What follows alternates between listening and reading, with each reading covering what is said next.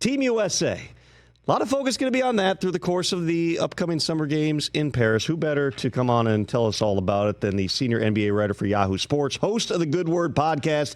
Vincent Goodwill is with us. Vincent, thanks a lot for being here, man. So far, so good, it seems like, at least in the win column for Team USA. What are your biggest takeaways from what we've seen so far?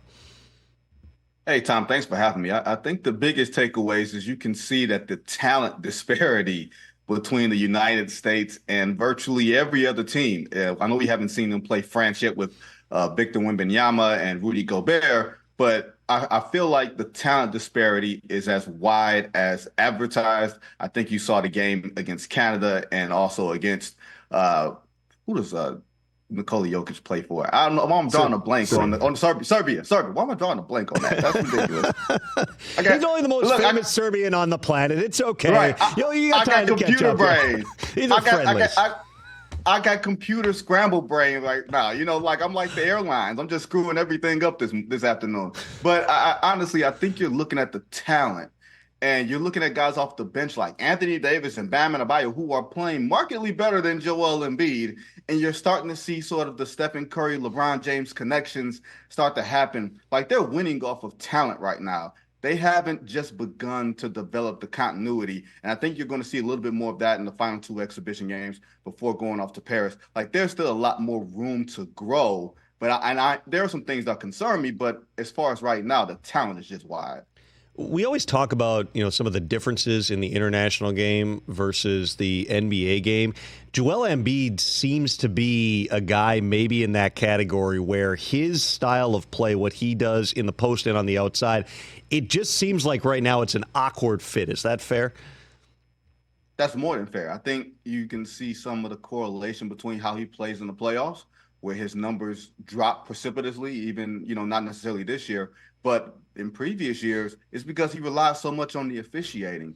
And you saw there was a play against Nikola Jokic where he had a clear lane to the basket on the catch, and instead of turning over his left shoulder and just dunking, he wanted to throw his body into Jokic and get a foul, and the international refs are not going for that. Like they allow a lot more physicality on the post. They allow a lot more physicality on the perimeter. And if you're someone who is slow and plotting and you are very deliberate in how you make decisions, he's not a quick twitch sort of guy. He doesn't make quick decisions. You can't give him the ball and have a quick movement either way. Like he's got to look and evaluate and everything else. And I don't think that is built for Steve Kerr's offense. That's not built for an offense where you're playing next to Stephen Curry and LeBron James and Anthony Edwards and possibly Kevin Durant. Like you need to be able to move quickly. And when you're seeing in Bam and when you're seeing in Anthony Davis, those two players, defensively, those two dudes are monsters. And offensively, they make quick decisions, so they're better fit for international play.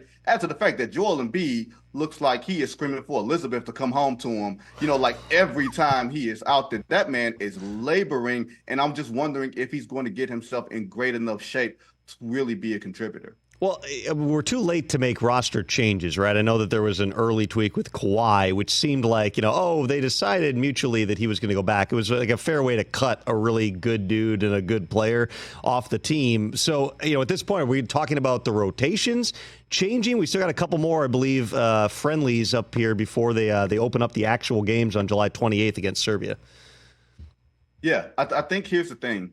With a guy like Embiid, even though he doesn't necessarily fit in the starting lineup, if you put him on the bench unit, he's even a more awkward fit because that group plays faster with Tyrese Halliburton, who likes getting it up and down the floor, and even, Jason Tatum, who I will assume it will come off the bench when Kevin Durant gets back there. Like you can only have so many players who play a deliberate style amongst your five, and he's only a fit because those other guys know how to make quicker decisions. I'm talking about Joel Embiid here. But no, I don't think there's going to be any lineup changes or anything. Maybe lineup changes, but it won't be anything as far as somebody getting sent home. Like he ain't Kawhi Leonard. Like there's a level of politics that sort of goes with an MVP in his prime deciding not to play for France or anybody else and coming to play for the United States. It would just be bad form. They're just going to have to make do. And hopefully for the United States' sake, they won't need him to be MVP Embiid. Catch the Rich Eisen Show every single day on the Roku channel, 12 to 3 Eastern, for free.